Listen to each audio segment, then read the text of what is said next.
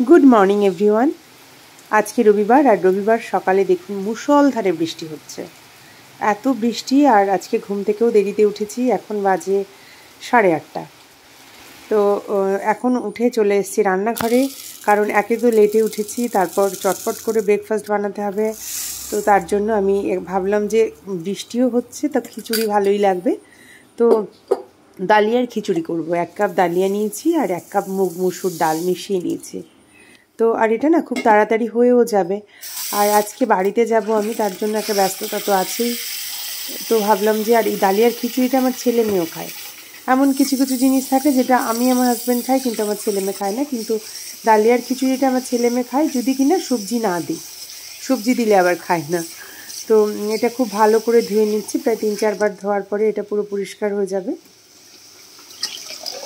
এবার এটা জল ঝরাতে দিয়ে আমি প্রেশার কুকারটা বসিয়ে দেবো গ্যাসে।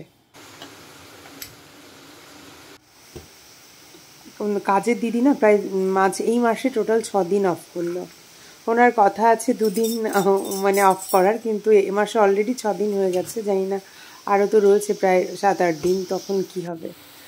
তো ডিশওয়াশার থেকে বাসনগুলো বের করিনি এখনও। তো প্রথমেই তেল দিয়ে আমি গোটা গরম মশলা জিরে ফোড়ন দিয়ে দিয়েছি, আর দিয়ে দিলাম পেঁয়াজ কুচি, আর ওর মধ্যে দিয়ে দেবো একটা তেজপাতা। দিয়ে পেঁয়াজ কুচিটা ভালো করে ভাজা ভাজা হয়ে গেলে ওর মধ্যে দিয়ে দেবো আপনার যে ডালিয়া আর ডালটা ধুয়ে রেখেছিলাম সেটা। এটা কিছুই না, জানেন তো, এত সিম্পল অথচ খেতে এত ভালো হয়। জাস্ট লবণ হলুদ আর জল দিয়ে একটা সিটি মারলে, বা 2টো সিটি, আমি একটা সিটিই দিই, একটা সিটি হলে খিচুড়ি রেডি। তো লবণ আর হলুদ দিয়ে দিয়েছি। এবার বেশ ভালো করে মিক্স করে নিয়ে দিয়ে দিলাম গরম জল। এবার আমি এখানে 5 কাপ গরম জল দিয়েছি। আপনি চাইলে যদি একটু ধরুন একটু ঝোল খিচুড়ি অনেকে পছন্দ করে, সেক্ষেত্রে 1 কাপ জল বাড়িয়ে দেবেন। আর আমার গাছ থেকে কিছু বরবটি তুলে এনেছিলাম, তো বড় বড় পিস করে সেটা দিয়ে দিলাম, কারণ খিচুড়ি থেকে বাছতে সুবিধে হবে। আর দিয়ে দিলাম 2 পিস কুমড়ো, বড় বড় টুকরো, আর 2টো আলুর টুকরো। এটা দিয়ে জাস্ট একটা সিটি দিলেই রেডি আমার খিচুড়ি। এখন এটা রেখে দেবো, স্ট্যান্ডিং টাইম দেবো, পরে ওটা খুলবো। আর বানিয়ে নিচ্ছি বেগুন ভাজা। এটা আমার গাছের বেগুন, পরশুদিন তুলে রেখেছিলাম। তো আমার হাজব্যান্ড বলে গাছের বেগুন টাটকা টাটকা খেতেই ভালো, কিন্তু সুযোগ হয়নি এটা ওটা রান্না করতে করতে। তো খিচুড়ি আর বেগুন ভাজা, এই ঝমঝমা বৃষ্টি, বাবা যেন পুরো স্বর্গ, তাই না বলুন। তো বেগুন ভাজাগুলো আমার রেডি হয়ে গেছে।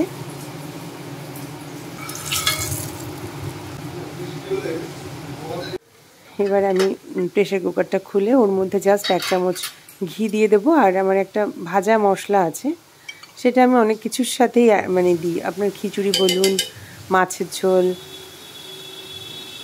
তার চানা মশলা, তড়কা ডাল, সব কিছুতেই এটা দিই। মাংস বাদে সব কিছুতেই দিই এটা। তো সেই মশলাটা এখানে দিয়ে দিলাম। এটা খেতে এত ভালো হয়। একটু ধনেপাতা দিলে বেশ হতো, যদিও ঘরে নেই এখন।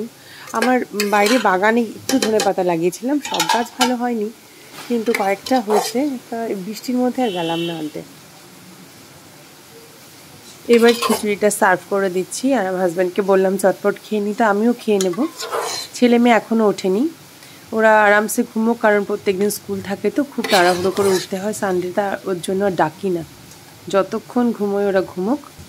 তো আমার খাওয়ার পরে আমিও বাকি লাঞ্চের প্রিপারেশান শুরু করে দেবো। চটপট করে লাঞ্চটা রেডি হলে এমনও হতে পারে যে লাঞ্চ প্যাক করেও নিয়ে যেতে পারি, অথবা চটপট করে খেয়ে বেরিয়ে যাব, কারণ বাড়িতে প্রচুর কাজ রয়েছে বাড়িতে। কারণ কি আজকে স্যাটারডে গেলে সুবিধে হয়, কিন্তু স্যাটারডে যেহেতু যেতে পারিনি, তাই সানডেতেই এখন যাচ্ছি। গিয়ে পুরো ক্লিন করতে হবে, কারণ পুরো ডিপ ক্লিন যেটা হয় না, সারা সপ্তাহে কোনো ডাস্টিং হয় না।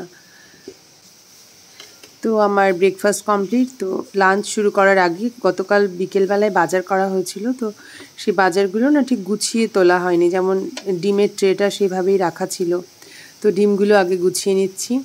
তারপর কিছু ডাল আনতে দিয়েছিলাম, কিছু ছোলা, কাবলি ছোলা এগুলো বলেছিলাম, তো সবই সেইভাবেই প্লাস্টিকে রাখা রয়েছে। আমার না মানে প্লাস্টিক আমি একটু ইউজ করতে কম পছন্দ করি, কিন্তু কিছু করার নেই। আমার কিছু ব্যাগ ওই বাড়িতে আছে আমার, কিন্তু এই বাড়িতে নেই। সুতির কিছু ব্যাগ কিনবো। আর আমি গেলে ঠিক আছে, অন্য কাউকে বাজার করতে গেলে না তারা কেমন যেন হয় না, তারা লজ্জা ফিল করে।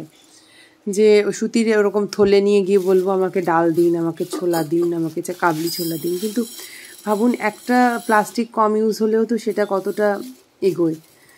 তো আমরা জিরো ওয়েস্টে কী বলে জিরো ওয়েস্ট লিভিং তো করতে পারবো না, কিন্তু অন্তত প্লাস্টিক ছাড়া যদি একটুখানিও থাকা যায়। তো যাই হোক, আপনারাও চেষ্টা করবেন যতটা কম প্লাস্টিক ইউজ করা যায়। আর এই যে আমি ডালগুলো সব রেখে দিচ্ছি, আর বাকি যে ডালগুলো এনেছি ওগুলো না এখন আর রাখবো না, কারণ কন্টেনারে যেগুলো আছে, যেগুলো একদম ফাঁকা হচ্ছে সেগুলোতেই রিফিল করলাম। কারণ ওই ডালিয়াও নিয়ে এসছে, কিন্তু দেখুন একটু ডালিয়া রয়ে গেছে, ওটা শেষ হলেই তখনই দেবো। এবার আমি এই যে ডিম সেদ্ধ করে নিচ্ছি, হাঁসের ডিম ভেঙে দিয়ে বেগুন দিয়ে ঝোল করেছি। এর মধ্যে বোবো উঠেছে, উঠে বলছে ফুচকা খাবে, তো তাই কয়েকটা ফুচকা ভেজে দিচ্ছি। আলু সেদ্ধ দেওয়াই থাকে, কারণ যেহেতু বিকেলবেলায় বাড়ি গিয়ে যদি এইগুলো বায়না করে তখন আর দিতে পারবো না, কারণ প্রচণ্ড ব্যস্ত থাকবো। তো ভাবলাম ঠিকই আছে। বাবি আবার সাথে বললো মা ফ্রেঞ্চ ফ্রাইজ খাবো, তো আবার কি করার, খিচুড়ি খাওয়ার পর বলছে ও ফ্রেঞ্চ ফ্রাইজ খাবো, খুব খেতে ইচ্ছে করছে। তো রান্নাবান্না কমপ্লিট করার পর একটা বেডশিট মেলতে ছাদে গেছি। হঠাৎ পেছন থেকে আমাকে বলছে বোবো যে মা চোখ বন্ধ করো। তো মাঝে মাঝে এটা ওটা এনে হাতে দেয়, তো আমি ভাবতে পারিনি এখানে আবার ছাদে এসে কি দেবে। তো আমায় বলছে সারপ্রাইজ বলে, দেখছি আমার একটা পুঁইশাক গাছ টেনে তুলে দিয়েছে। তুমি কাটতে পারবে? সেটা নিচে এসে বলছে আমি নিজেই এখন এটা কাটবো, ও নাকি সব পারে।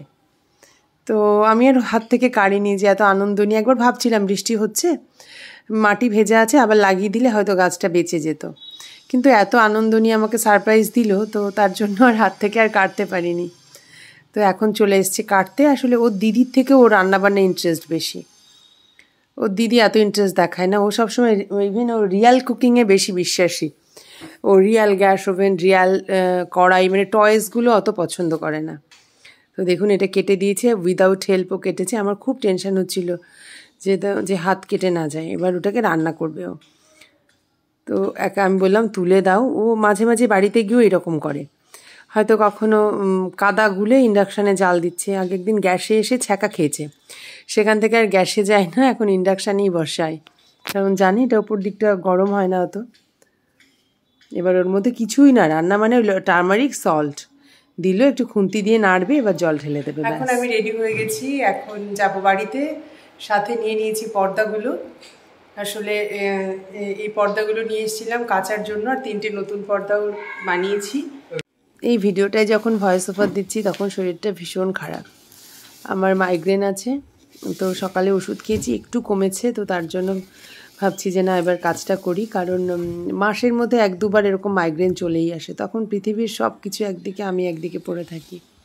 তো এখন যেহেতু একটু ভালো লাগছে, তো ভাবলাম যে না ঠিক আছে আপলোড করি। আসলে কালকে রাত্রে প্রচুর পরিশ্রম গেছে, আর তার থেকে বেশি ধুলো ছিল।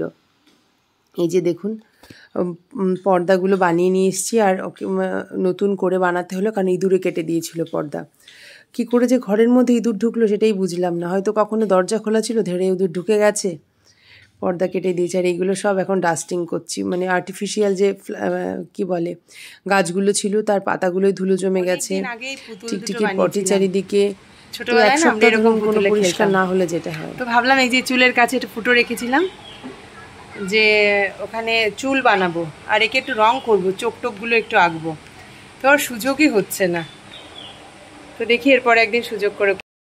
ছোটবেলায় আমাদের খেলার ধরন তো পুরো আলাদা ছিল, এখনকার বাচ্চাদের মতো তো নয় যে কত অনলাইনে প্রচুর শপিং করা।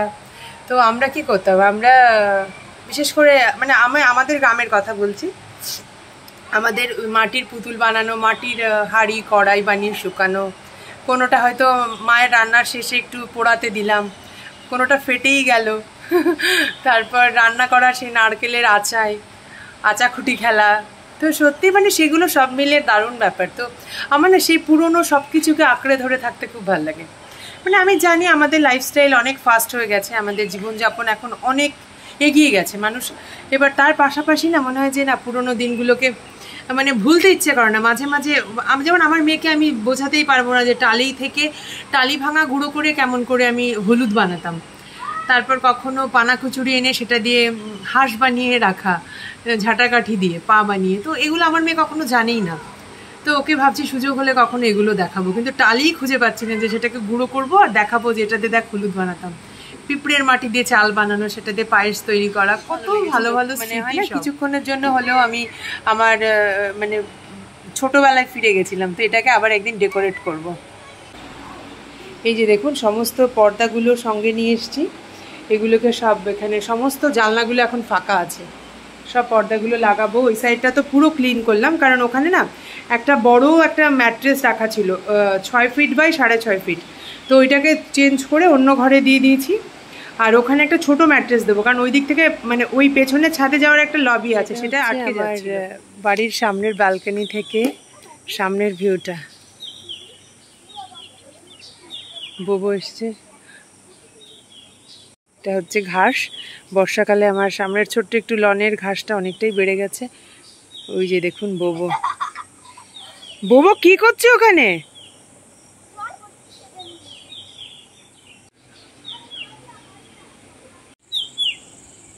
দেখুন মালবেরি গাছের আবার মালবেরি পেকেছে, সেই মানে এটা অনেক দিন, প্রায় 6 মাস ধরে থাকে মালবেরিগুলো। আর এটা হচ্ছে পেছনের মাঠ, ধান কাটা হয়ে গেছে। যারা পাট লাগিয়েছে তারা আর সর্ষে করতে পারবে, কিন্তু যারা এখন ধান লাগাবে তারা আর সর্ষে করতে পারবে না।